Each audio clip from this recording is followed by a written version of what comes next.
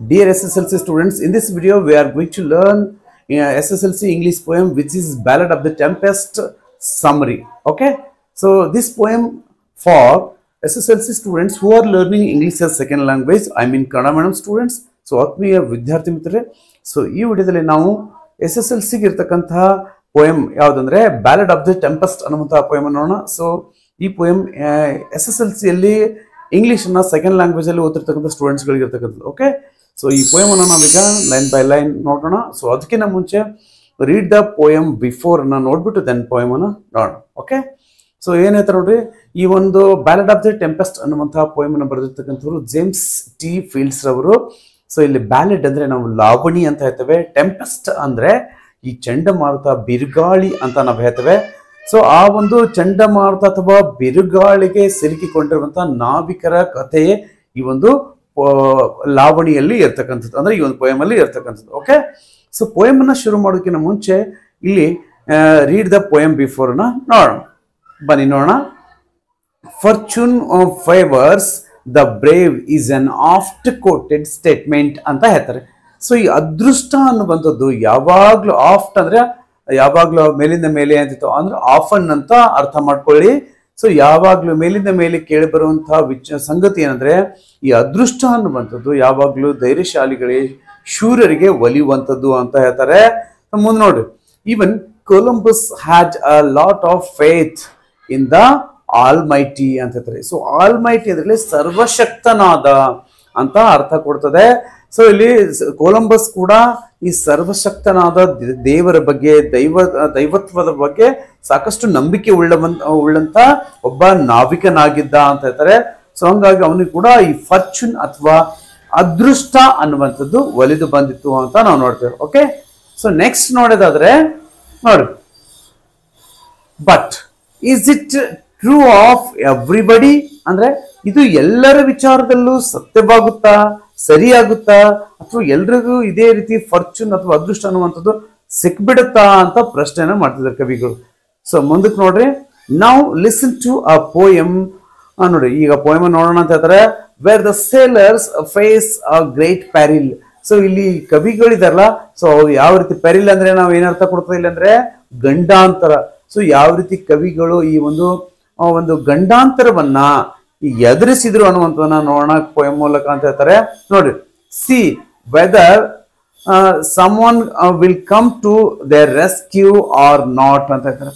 So ನೋಡೋಣ, ಆ ಒಂದು ಗಂಡಾಂತರದಲ್ಲಿ ಸಿಲುಕಿರುವಂತಹ ಅಥವಾ ಆತಂಕದಲ್ಲಿ ಸಿಲುಕಿರುವಂತಹ ಈ ಒಂದು ನಾವಿಕರಿಗೆ ರಕ್ಷಣೆಗೆ ಯಾರಾದ್ರೂ ಬರ್ತಾರ ಅಥವಾ ಇಲ್ಲ ಅನ್ನೋದನ್ನ ನೋಡೋಣ ಅಂತ ಹೇಳ್ತಾರೆ. ಸೊ ರೀಡ್ ದ ಪೋಯಮ್ ಅಂದ್ರೆ ಈಗ ಪೋಯಮ್ ಅನ್ನ ನೋಡೋಣ ಅಂತ ಹೇಳ್ತಿದ್ದಾರೆ. ಯಾರು? ಜೇಮ್ಸ್ ಟಿ ಫೀಲ್ಡ್ ಅವರು. ಸೊ ಅದನ್ನ ನಾವು ಕೂಡ ಪೋಯಮ್ ಅನ್ನ ನೋಡ್ತಾ ಹೋಗೋಣ.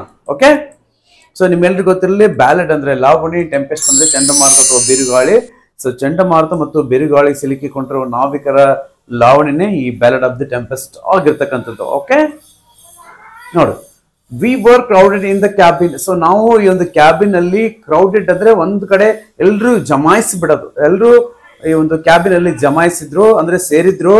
ಸೊ ಕ್ಯಾಬಿನ್ ಅಂದ್ರೆ ನಾವು ಈ ಒಂದು ಬಸ್ಗಳಲ್ಲಿ ನೋಡಿರ್ತೀವಿ, ಮುಂದ್ಗಡೆ ಒಂದು ಕ್ಯಾಬಿನ್ ಅಂತ ಇರ್ತದೆ. ಸೊ ಅಲ್ಲಿ ಆ ಬಸ್ ಅನ್ನ ನಿಭಾಯಿಸ್ತಕ್ಕಂಥವ್ರು ಇರ್ತಾರೆ. ಹಾಗೆ ಈ ಒಂದು ಬೋಟ್ ಅಲ್ಲಿ ಅಂದ್ರೆ ಈ ಒಂದು ಹಡಗಿನಲ್ಲಿ ಕೂಡ ಆ ಒಂದು ಹಡಗನ್ನ ಮುನ್ನಡೆಸ್ತಕ್ಕಂಥವ್ರು, ಅದ್ರೊಳಗೆ ಕ್ಯಾಪ್ಟನ್, ಇನ್ನಿತರ ಸ್ಟಾಫ್ ಎಲ್ಲ ಇರ್ತೋ. ಹಾಗೆ ಇಲ್ಲಿ ಇನ್ನು ಸಾಮಾನ್ಯರು ಅಲ್ಲದ್ರಲ್ಲಿ ಇರೋದಿಲ್ಲ. ಆದ್ರೆ ಇಲ್ಲಿ ಆತಂಕಕ್ಕೆ ಎಲ್ರು ಒಳಗಾಗಿರೋದ್ರಿಂದ ಎಲ್ರು ಕೂಡ ಕ್ಯಾಬಿನ್ ಒಳಗಡೆ ಬಂದು ಸೇರಿತಾರೆ. ಸೊ ಮುಂದೆ ನೋಡ್ರಿ, not a soul would dare to sleep. So not a soul would dare to sleep ಅಂದ್ರೆ ಇಲ್ಲಿ ಒಬ್ಬ ವ್ಯಕ್ತಿಯು ಕೂಡ ಮಲಗೋದಕ್ಕೆ ಧೈರ್ಯ ಮಾಡ್ಲಿಲ್ಲ. ಅಂದ್ರೆ ಯಾಕಂದ್ರೆ ಅವರು ಆತಂಕದಲ್ಲಿದ್ದಾರೆ, ಗಾಬರಿಗೊಂಡಿದ್ದಾರೆ. ನಿದ್ದೆ ಎಲ್ಲಿಂದ ಬರುತ್ತೆ, ಹೌದಿಲ್ಲ? ಸೊ ನಿದ್ದೆ ಬರೋದಕ್ಕೆ ಯಾರು ಕೂಡ ನಿದ್ದೆ ಮಾಡೋದಕ್ಕೆ ಯಾರು ಕೂಡ ಧೈರ್ಯ ಮಾಡ್ಲಿಲ್ಲ. It was midnight on the waters. ಯಾಕಂದ್ರೆ ಅವಾಗ ಏನಾಗಿತ್ತು ಅಂದ್ರೆ ಮಧ್ಯರಾತ್ರಿ ಆಗಿತ್ತು, ಸಮುದ್ರದ ಮಧ್ಯದಲ್ಲಿದ್ದಾರೆ. And a storm was on the deep. ಅಷ್ಟೇ ಅಲ್ಲ, ಮಧ್ಯರಾತ್ರಿ ಆಗಿದೆ, ಸಮುದ್ರದ ಮಧ್ಯದಲ್ಲಿದ್ದಾರೆ, ಯಾರಿಗೂ ನಿದ್ರೆ ಬರ್ತಾ ಇಲ್ಲ. ಯಾಕಂದ್ರೆ ಈ ಚಂಡಮಾರುತ ಅನ್ನೋದು ಅತ್ಯಂತ ವೇಗವಾಗಿ, ರಭಸವಾಗಿ ಬೀಸ್ತಾ ಇದೆ. ಎಲ್ರು ಈ ಒಂದು ಕ್ಯಾಬಿನ್ ಒಳಗಡೆ ಕ್ರೌಡೆಡ್ ಆಗಿದ್ದಾರೆ. ಸೊ ಈ ರೀತಿಯಾದಂತಹ ಸನ್ನಿವೇಶವನ್ನ ಇವು ಕವಿಗಳು ನಮಗೆ ಮೊದಲನೇ ಸ್ಟಾಂಜದಲ್ಲಿ ಹೇಳ್ಕೊಡ್ತಾರೆ. ಸೊ ನಾನು ಈಗಾಗಲೇ ಹೇಳಿದ್ದೀನಿ ಸ್ಟೂಡೆಂಟ್ಸ್, ನಾನು ಕೆಳಭಾಗದಲ್ಲಿ ನಿಮಗೆ ಈ ಒಂದು ನ್ಯೂ ವರ್ಡ್ಸ್ಗಳ ಕನ್ನಡದ ಅರ್ಥವನ್ನು ಕೂಡ ಕೊಡ್ತಿದ್ದೀನಿ. ಸೊ ಬ್ರಾಕೆಟ್ ಅಲ್ಲಿ ನಿಮ್ಗೆ ಎಲ್ಲರೂ ಕಾಣ್ತಿರ್ಬೋದು. ಸೊ ಅವುಗಳನ್ನ ನೀವು ಎಲ್ಲರೂ ನೀಟಾಗಿ ಬರ್ಕೊಳ್ತಾ ಹೋಗಿ. ಸೊ ನಿಮ್ ಡೌಟ್ ಕ್ಲಿಯರ್ ಆಗಿಬಿಡುತ್ತೆ. ಓಕೆ, ಸೊ ನೆಕ್ಸ್ಟ್ ಅಂತ ಹೋಗೋಣ. ನೋಡಿ ಇಲ್ಲಿ ಏನು ಕೊಟ್ಟಿದೆ ನೋಡ್ರಿ, ಇಲ್ಲಿ ಟೀಸ್ ಅಂತ ಇದೆಯಲ್ಲ, ಸೊ ಇದನ್ನ ನಾವು ಇಟ್ ಈಸ್ ಅಂತ ಪ್ರೊನೌನ್ಸ್ ಮಾಡಬೇಕು. ಯಾಕಂದ್ರೆ ಮೊದಲಿಗೆ ಅಪೋಸ್ಟ್ರೋಫಿನ ಕೊಟ್ಟಿದ್ದಾರೆ ಟೀಕಿನ ಮುಂಚೆ, ಹೌದಿಲ್ಲ? ಅದನ್ನ ಏನಂತ ಪ್ರೊನೌನ್ಸ್ ಮಾಡಬೇಕು? It is fearful thing in winter.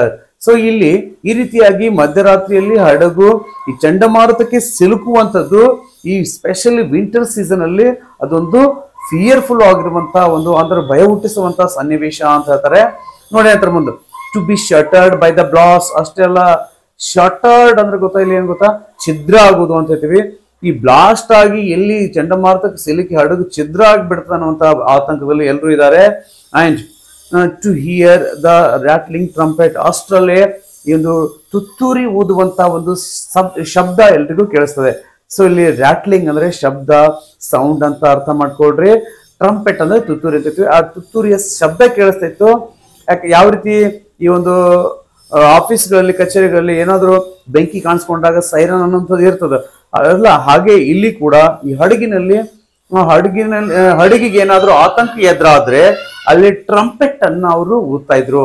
ಅಂದ್ರೆ ಸೈರನ್ ರೀತಿಯಲ್ಲಿ ಎಚ್ಚರಿಕೆಯನ್ನ ಪ್ರಯಾಣಿಕ ಕೊಡೋಕೋಸ್ಕರ ಅದನ್ನ ಊದ್ತಿದ್ರು. ಅದು ಇಲ್ಲಿ ಊದಿದ್ದಾರೆ. ಸೊ ಅವಾಗ ಏನಾಗುತ್ತೆ ಅಂದ್ರೆ thunder cut away the mast. ಅಷ್ಟರಲ್ಲಿ ಒಬ್ರು ಅವರಲ್ಲಿ ಎಲ್ಲ ನಾವಿಕರಿದ್ರಲ್ಲ, ಸೊ ಅವರಲ್ಲಿ ಒಬ್ರು ಗುಡುಗಿದ್ರು ಸಿಟ್ಟಿನಿಂದ. ಏನಂದ್ರೆ ಕಟ್ ಅವೇ ದ ಮಾಸ್ಟ್.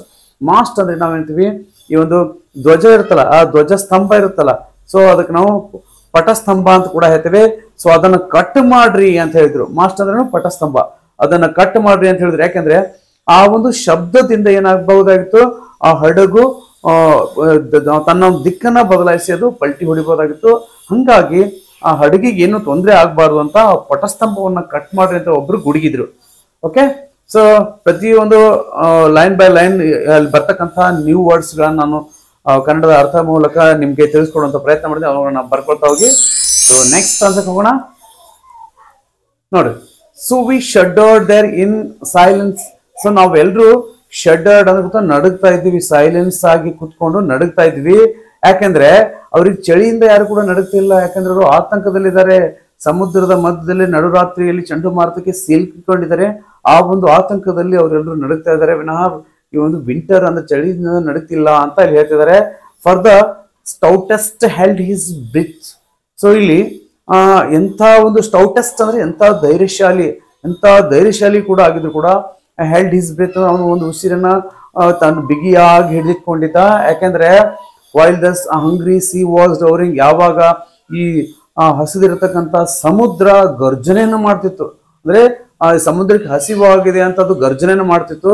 ಆ ರೀತಿಯಾದಂತ ಒಂದು ಸನ್ನಿವೇಶ ಅಲ್ಲಿ ಗೋಚರಿಸ್ತಾ ಇತ್ತು. And the breakers talked with death. ಅಷ್ಟೇ ಅಲ್ಲ, ಈ ಬ್ರೇಕರ್ಸ್ ಅಂದ್ರೆ ಸಮುದ್ರದಲ್ಲಿ ಕಾಣುವಂತ ಅಲೆಗಳಿಗೆ ನಾವು ಕರಿತೀವಿ ಬ್ರೇಕರ್ಸ್ ಅಂತ ಕರಿತೀವಿ. ಸೊ ಯಾವ ರೀತಿ ಭೂಮಿ ಮೇಲೆ ಬ್ರೇಕರ್ಸ್ ಇತ್ತು, ಆ ರೀತಿ ಸಮುದ್ರದ ಕೂಡ ಈ ಬ್ರೇಕರ್ಸ್ ಗಳ ರೀತಿ ಅಲೆಗಳು ಕೂಡ ಒಂದು ರೀತಿಯ ಬ್ರೇಕರ್ಸ್ ರೀತಿಯಲ್ಲಿ ಕಾರ್ಯವನ್ನ ಮಾಡ್ತಿದ್ವು. ಹಂಗಾಗಿ ಇಲ್ಲಿ ಕವಿಗಳು ಏನ್ ಹೇಳಿದ್ರು ಅಂದ್ರೆ, and the breakers talked with death. ಅವುಗಳು ಈ ಸಮುದ್ರದಲ್ಲಿ ಬರುವಂತಹ ಅಲೆಗಳು ಯಾವ ರೀತಿ ಮಾತಾಡ್ತಿದ್ರೆ ಸಾವಿನೊಂದಿಗೆ ಮಾತನಾಡ್ತೀವಿ ಏನೋ ಅಂತ ಅನ್ಸಕ್ ಶುರು ಆಗಿತ್ತು. ಸೊ ಆ ರೀತಿ ನೋಡಿ ಎಷ್ಟು ಮನೋಹರವಾಗಿ ವರ್ಣಿಸಿದ್ದಾರೆ. ಹಂಗ್ರಿ ಸಿ ವಾಸ್ ರೋರಿಂಗ್, ಹಸಿದ ಸಮುದ್ರ ಗರ್ಜನೆ ಮಾಡ್ತಾ ಇತ್ತು. ಆಮೇಲೆ ಈ ಸಮುದ್ರದಲ್ಲಿ ಬರುವಂತಹ ಅಲೆಗಳು ಸಾವಿನೊಂದಿಗೆ ಮಾತನಾಡ್ತಿದ್ವು ಅಂತ ಇಲ್ಲಿ ಫಿಗರ್ಸ್ ಆಫ್ ಸ್ಪೀಚ್ ಅನ್ನ ಬಳಸಿದ್ದಾರೆ ಸ್ಟೂಡೆಂಟ್ಸ್. ಸೊ ನೀವೆಲ್ಲರೂ ಅರ್ಥ ಮಾಡ್ಕೋಬೇಕು. ಹಾಗೇನೆ ಈ ಒಂದು ಕೆಳಗಡೆ ಕೊಟ್ಟಂತಹ ಎಲ್ಲ ನ್ಯೂ ವರ್ಡ್ಸ್ಗಳನ್ನು ಕೂಡ ಬರ್ಕೊಳ್ತಾ ಹೋಗಿ. ಸೊ ನೋಡ್ರಿ ಮುಂದಕ್ಕೆ ಏನಾಗ್ತದೆ, ಆಸ್ ದಸ್ ವಿ ಸ್ಯಾಟ್ ಇನ್ ಡಾರ್ಕ್ನೆಸ್. ಸೊ ಹೀಗೆ ನಾವು ಕತ್ತಲಲ್ಲಿ ಕುಳಿತಿರ್ಬೇಕಾದ್ರೆ ನೋಡ್ರಿ, each one busy with their his prayers. So ಪ್ರತಿಯೊಬ್ಬರು ಕೂಡ ನಾವು ಏನ್ ಮಾಡ್ತಿದ್ವಿ, ಶುರು ಮಾಡಿದ್ರೆ ನಾವು ಕತ್ತಲಲ್ಲಿ ಕುಳಿತಿರ್ಬೇಕಾದ್ರೆ ಪ್ರತಿಯೊಬ್ರು ಅವರವರ ಪ್ರಾರ್ಥನೆಯನ್ನ ಮಾಡೋದಕ್ಕೆ ಶುರು ಮಾಡ್ಕೊಂಡಿದ್ರು. ಆ ಪ್ರಾರ್ಥನೆ ಮಾಡೋದ್ರಲ್ಲಿ ಬ್ಯುಸಿ ಆಗಿಬಿಟ್ಟಿದ್ರು ಎಲ್ರು. ಅವಾಗ we are last the captain shouted. So captain ಒಂದೇ ಸಮನೆ ಚೀರ್ತಾನೆ, ಏನಂದ್ರೆ ನಾವು ಕಳೆದೋಗ್ಬಿಟ್ವಿ, ಇನ್ನೇನು ಮುಗೀತು ನಮ್ ಕಥೆ ಅಂತ ಕ್ಯಾಪ್ಟನ್ ಕಿರಿಚಿ ಬಿಡ್ತಾನೆ. ಸೊ ಅವಾಗ ಏನಾಗ್ತದೆ ನೋಡ್ರಿ, as he stagger down the stairs. So ಆವಾಗ ಈ ಕ್ಯಾಪ್ಟನ್ ಇದಲ್ಲ, ಅವನು ಏನ್ ಮಾಡ್ತಾನೆ ಅಂದ್ರೆ ಸ್ಟ್ಯಾಗರ್ ಹತಾಶನಾಗಿ ತತ್ತರಿಸಿ ಹೋಗಿ ಈ ಒಂದು ಸ್ಟೇರ್ಸ್ ಒಂದು ನೇರವಾಗಿ ಬರ್ತಾ ಇಲ್ಲ ಅಂತ ಹತಾಶನಾಗಿ ಈ ಒಂದು ಸ್ಟೆಪ್ಸ್ ಗಳಿಂದ ಕೆಳಗಡೆ ಇಳಿದು ಬರ್ತಿದ್ದಾನೆ. ಯಾಕಂದ್ರೆ ಅವ್ನು ಎಲ್ಲಿದ್ದಾನೆ, ಕ್ಯಾಬಿನ್ ಅಲ್ಲಿ ಇದ್ದಾನೆ. ಸೊ ಕ್ಯಾಬಿನ್ ಎಲ್ಲಿರುತ್ತೆ, ಹಡಗನ ಮುಂಭಾಗದಲ್ಲಿ ಅತ್ಯಂತ ಎತ್ತರದಲ್ಲಿ ಇರ್ತದೆ. ಯಾಕಂದ್ರೆ ದಿಕ್ಕುಗಳನ್ನ ಅವ್ರಿಗೆ ಈಸಿಯಾಗಿ ಕಾಣ್ಬೇಕಲ್ಲ ನಾವು ಯಾವ ಕಡೆ ಹೊರಟಿದೆ ಅಂತ, ಅದಕ್ಕೋಸ್ಕರ ಅದು ಮೇಲ್ಗಡೆ ಇರುತ್ತೆ. ಸೊ ಅಲ್ಲಿಂದ ಆತ ಹತಾಶನಾಗ್ಬಿಟ್ಟು ಕೆಳಗಡೆ ಬರ್ತಿದ್ದಾನೆ, ಸ್ಟ್ಯಾಗರ್ಡ್ ಆಗಿ. ಅಂದ್ರೆ ಒಂದು ರೀತಿ ಸಾಕಷ್ಟು ಅವನಿಗೆ ತತ್ತರಿಸಿ ಹೋಗಿದ್ದ ಮತ್ತೆ ಹತಾಶನಾಗಿದ್ದ. ಅದೇ ಒಂದು ಹತಾಶೆಯಲ್ಲಿ ಸ್ಟೆಪ್ಸ್ ಅನ್ನು ಇಳಿದು ಕೆಳಗಡೆ ಬರ್ತಿದ್ದಾನೆ. ಸೊ ಇಷ್ಟೆಲ್ಲ ಆಗ್ಬೇಕಾದ್ರೆ ಮುಂದೇನಾಗುತ್ತೆ ಅಂತ ನೋಡ್ರಿ. ಬಟ್ ಆದ್ರೆ ಹಿಸ್ ಲಿಟಲ್ ಡಾಟರ್ ವಿಸ್ಪರ್ಡ್, ಆದ್ರೆ ಆತನಿಗೆ ಒಬ್ಬ ಮಗಳಿದ್ಲು. ಯಾರಿಗೆ, ಈ ಕ್ಯಾಪ್ಟನ್ಗೆ. ಆ ಕ್ಯಾಪ್ಟನ್ ಮಗಳು ಏನ್ ಮಾಡು, ವಿಸ್ಪರ್ಡ್ ಅಂದ್ರೆ ಈ ಒಂದು ಸಣ್ಣ ಧ್ವನಿಯಲ್ಲಿ ಪಿಸು ಮಾತಿನಲ್ಲಿ ಹೇಳಿದ್ರು. ಏನ ನೋಡ್ರಿ, ಅಷ್ಟು ಹೆಂಗ್ ಹೇಳಿದ್ರು ಅಂದ್ರೆ, as he took his icy hand, ಅಂದ್ರೆ ಹೀಸ್ ಅಂದ್ರೆ ಇಲ್ಲಿ ಕ್ಯಾಪ್ಟನ್. ಸೊ ಕ್ಯಾಪ್ಟನ್ ನ ಐಸಿ ಅಂದ್ರೆ ತಂಪಾದ ಕೈಗಳ, ಹ್ಯಾಂಡ್ ಅನ್ನ ಅಂದ್ರೆ ಕೈ ಅಂತ ಹೇಳ್ತೀವಿ. ಆ ತನ್ನ ತಂದೆಯ ತಂಪಾದ ಕೈಗಳನ್ನ, ಐಸಿ ಲ್ಯಾಂಡ್ ಅನ್ನ ಹಿಡ್ಕೊಂಡು ಹೇಳ್ತಾ ನೋಡ್ರಿ, isn't god upon the ocean, ಈ ಸಮುದ್ರ ಅಥವಾ ಸಾಗರ ಇದೆಯಲ್ಲ, ಸೊ ಅದ್ರ ಮೇಲೆ ದೇವ್ರು ಇರೋದಿಲ್ವಾ ಅಂತ ಕೇಳ್ದ ನೋಡ್ರಿ. Just the same as on the land, ಯಾವ ರೀತಿ ಭೂಮಿ ಮೇಲೆ ದೇವ್ರು ಇರ್ತಾನಲ್ಲ ಅದೇ ರೀತಿನೇ ಈ ಸಮುದ್ರ ಅಥವಾ ಸಾಗರದ ಮೇಲೆ ದೇವ್ರು ಅಂತ ಇರಲ್ವಾ ಅಂತ ಕೇಳ್ತಾಳ ಮಗು. ಯಾರ ಮಗು ಅದು? ಕ್ಯಾಪ್ಟನ್ ಮಗು. ಅಂದ್ರೆ ಆಕೆಯಲ್ಲಿ ದೇವರೇ ಇದ್ದಾನೆ, ನಮ್ಮನ್ನ ಕಾಪಾಡ್ತಾನೆ ಅನ್ನುವಂತ ಒಂದು ಆತ್ಮವಿಶ್ವಾಸ ಇತ್ತು. ಎಲ್ಲರಲ್ಲಿ ಆತಂಕ ಕಾಣ್ತಿತ್ತು, ಆದ್ರೆ ಮಗುವಿನಲ್ಲಿ ಆತಂಕ ಅನ್ನೋದು ಇರ್ಲಿಲ್ಲ. ಸೊ ಹಂಗಾಗಿ ಆ ಮಗು ಈ ರೀತಿ ಪ್ರಶ್ನೆಯನ್ನ ಕೇಳಿತ್ತು ತನ್ನ ತಂದೆಯಾಗಿರ್ತಕ್ಕಂಥ ಕ್ಯಾಪ್ಟನ್ ನ ಕೈಗಳನ್ನ ಹಿಡ್ಕೊಂಡು. ಎಂಥ ಕೈಗಳಾಗಿತ್ತು ಅವ್ರು, ಆತನ ತಂದೆ ಕೈಗಳಾಗಂದ್ರೆ ಐಸಿ ಲ್ಯಾಂಡ್ ಆಗಿತ್ತು. ಓಕೆ, ಸೊ ಮುಂದಕ್ಕೆ ನೋಡ್ರಿ. Then we kissed the little maiden. So maiden ಅಂದ್ರೆ ಕನ್ಯೆ, ಮಗು ಅಂತ ಹೇಳ್ತೀವಿ, ಚಿಕ್ಕ ಮಗು. ಸೊ ಈ ಒಂದು ಸಂದರ್ಭದಲ್ಲಿ ಮಗು ಏನು ಹಿಂಗ್ ಹೇಳ್ತಲ್ಲ, ಯಾವ ರೀತಿ ಸಮುದ್ರದ ಮೇಲೆ ಕೂಡ ದೇವ್ರು ಇರಲ್ವಾ, ಭೂಮಿ ಮೇಲೆ ಇರುವ ಹಾಗೆ ಅಂತ ಕೇಳ್ತಲ್ಲ. ಸೊ ಆವಾಗ ಅಲ್ಲಿರ್ತಕ್ಕಂಥ ಎಲ್ಲ ಪ್ರಯಾಣಿಕರು ಅಂದ್ರೆ ನಾವಿಕರು ಏನ್ ಮಾಡಿದ್ರು, ಆ ಮಗುವನ್ನು ಹಿಡಿದು ಮುದ್ದಾಡಿದ್ರು. ಸೊ ಅದಾದ ಬಳಿಕ ನೋಡ್ರಿ, and we spake in better cheer. So ಆವಾಗ ಸ್ಪೇಕ್ ಅಂದ್ರೆ ಇಲ್ಲಿ ಸ್ಪೀಕ್ ಅಂತ ಅರ್ಥ ಮಾಡ್ಕೋಬೇಕು. ಅದರ ಒಂದು ಓಲ್ಡ್ ಇಂಗ್ಲಿಷ್ ಇದು ಸ್ಪೇಕ್ ಅನ್ನುವಂಥದ್ದು, ಸ್ಪೀಕ್ ಅನ್ನುವಂಥದ್ದು ನ್ಯೂ ಇಂಗ್ಲಿಷ್. ಅದನ್ನ ನಾವು ಸ್ಪೀಕ್ ಅಂತ ಅರ್ಥ ಮಾಡ್ಕೊಡ್ರಿ.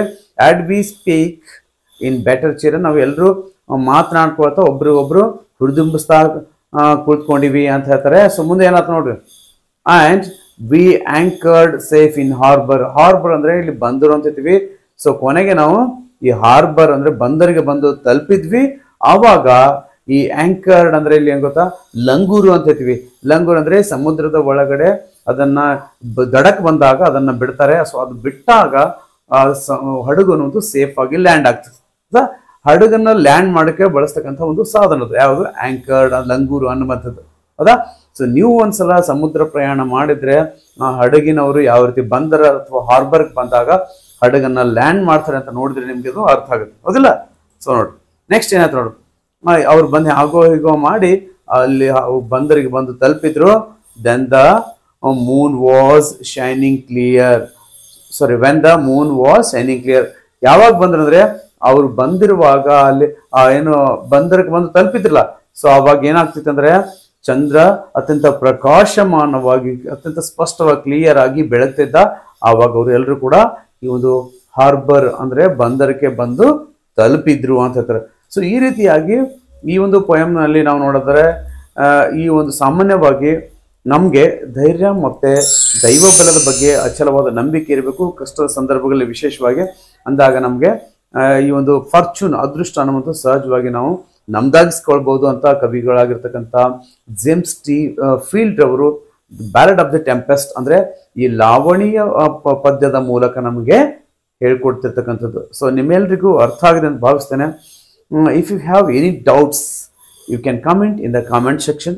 ಸೊ ವಿದ್ಯಾರ್ಥಿ ಮಿತ್ರರೇ, ನಿಮ್ಗೆ ಏನಾದರೂ ಡೌಟ್ಸ್ಗಳಿದ್ರೆ ಈ ಪೋಯಮ್ ಕುರಿತಂತೆ ನೀವು ಖಂಡಿತ ನನಗೆ ಕಮೆಂಟ್ ಸೆಕ್ಷನಲ್ಲಿ ಕಮೆಂಟ್ ಮಾಡ್ಬೋದು. ಸೊ ನಿಮ್ಮೆಲ್ಲ ಕಮೆಂಟ್ಸ್ಗಳನ್ನು ನಾನು ಖಂಡಿತ ಓದ್ಬಿಟ್ಟು ಅವುಗಳಿಗೆ ಸರಿಯಾದ ಒಂದು ರಿಪ್ಲೈಯನ್ನು ಕೊಡುವಂತಹ ಪ್ರಯತ್ನವನ್ನು ನಾನು ಮಾಡ್ತೇನೆ ಅಂತ ಹೇಳ್ತಾ, ಸೊ ನಾನು ನಿಮ್ಮ ಶಿರಸ್.